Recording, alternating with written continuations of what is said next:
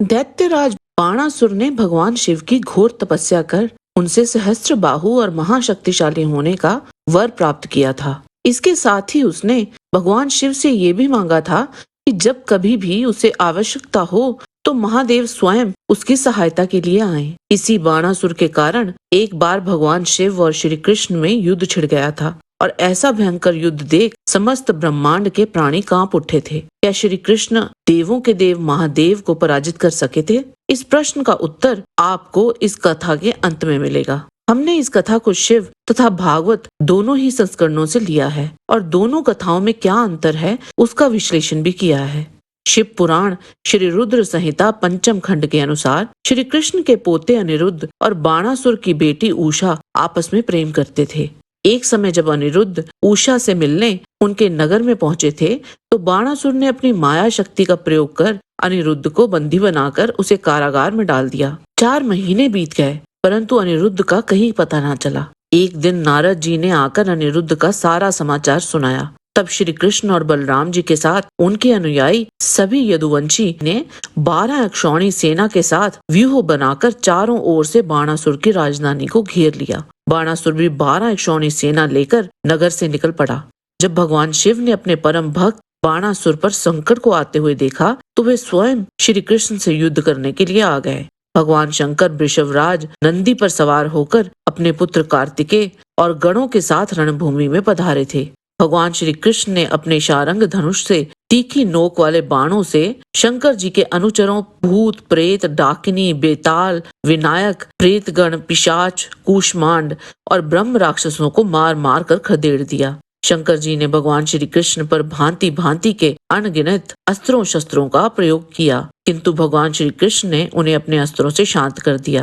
दोनों में से कोई भी सेना हार मानने के लिए तैयार नहीं थी। तब श्री कृष्ण स्वयं भगवान शिव के पास गए और उन्हें प्रणाम करके उनकी स्तुति करने लगे। श्री कृष्ण बोले, हे देवादिदेव, आप सब प्रकार के गुणों से प्रकाशित हैं। आप क्यों इस संसार की माया में लिप्त हो रहे हैं? प्रभु, ये तो आपके आदेश के अनुसार ही हो रहा है। पूर्व में आपने ही गर्व से भरे हुए बाणासुर को श्राप दिया था कि उसकी 1000 भुजाओं का नाश शीघ्र होगा। इस समय तो मैं आपके उसी श्राप को फलीभूत करने के लिए आया हूँ। श्री कृष्ण के इस प्रकार के वचन सुनकर देवादिदेव भगवान शिव बोले, तात, आप सही कह रहे हैं, परंतु आप तो जानते ही हैं कि मैं सदा अपने ही भक्तों के वश में रहता हूँ। इसीलिए अपने भक्त बाणासुर की रक्षा के लिए मैं आपसे युद्ध करने को उद्युत हुआ हूँ।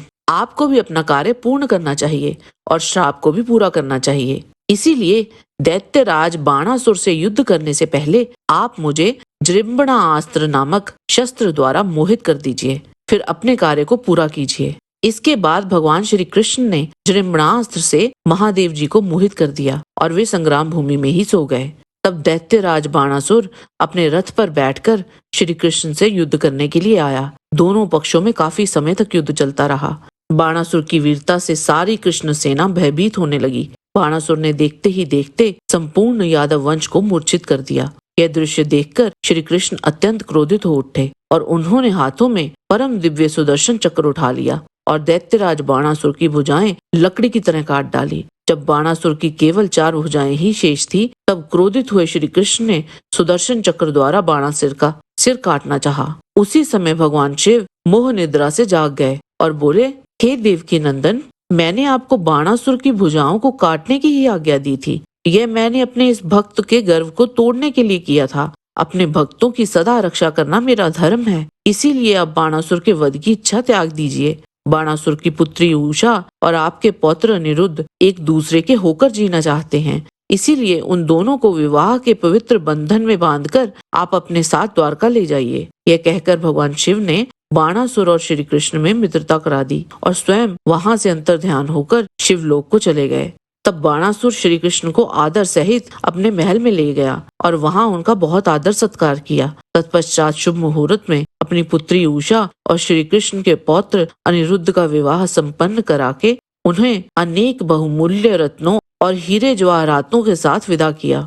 हालांकि भागवत पुराण में इस कथा में थोड़ा सा अंतर है। दशम स्कंद के अनुसार भगवान शिव के मोहित होने के उपरांत बाणासुर ने अपने 1000 हाथों से एक साथ ही 500 धनुष खींचकर एक एक पर 2-2 बाण चढ़ाए, परंतु भगवान श्री कृष्ण ने एक साथ ही उसके सारे धनुष काट डाले और सारथी, रथ तथा घोड़ों को भी धराशायी कर दिया। बाणासुर धनुष कट जाने और रथहीन हो जाने के कारण अपने नगर में चला गया था। इधर जब भगवान शंकर के भूतगण इधर उधर भाग गए, तब उनका छोड़ा हुआ 3 सिर और 3 पैर वाला ज्वर 10 दिशाओं को जलाता हुआ सा भगवान श्री कृष्ण की ओर दौड़ा। भगवान श्री कृष्ण ने उसे अपनी ओर आते देखकर उसका मुकाबला करने के लिए अपना ज्वर छोड़ा। अब वैष्णव और महेश्वर दोनों ज्वर आपस में लड़ने लगे। अंत में वैष्णव ज्वर के तेज से महेश्वर ज्वर पीड़ित होकर चिल्लाने लगा और अत्यंत भयभीत हो गया। तब वह अत्यंत नम्रता के साथ हाथ जोड़कर शरण में लेने के लिए भगवान श्री कृष्ण से प्रार्थना करने लगा। भगवान श्री कृष्ण ने कहा, त्रिशूल, मैं तुम पर प्रसन्न हूँ, अब तुम मेरे ज्वर से निर्भय हो जाओ। तब तक बाणासुर रथ पर सवार होकर भगवान श्री कृष्ण से युद्ध करने के लिए फिर आ पहुंचा था। बाणासुर ने अपने 1000 हाथों में तरह तरह के हथियार ले रखे थे। जब भगवान श्री कृष्ण चक्र से उसकी भुजाएं काटने लगे और जब भगवान शंकर ने देखा कि बाणासुर की भुजाएं कट रही हैं, तब वे श्री कृष्ण के पास आए और स्तुति करने लगे। और उसके उपरांत महादेव बोले, देव, ये बाणासुर मेरा परम प्रिय, कृपा पात्र और सेवक है। मैंने इसे अभयदान दिया है। प्रभु, जिस प्रकार इसके परदादा दैत्यराज प्रहलाद पर आपका कृपा प्रसाद है, वैसा ही कृपा प्रसाद आप इस पर भी करें। भगवान श्री कृष्ण ने कहा, भगवान, आपकी बात मानकर जैसा आप चाहते हैं मैं इसे निर्भय कर देता हूँ। आपने पहले इसके संबंध में जैसा निश्चय किया था, मैंने इसकी भुजाएं काटकर उसी का अनुमोदन किया है।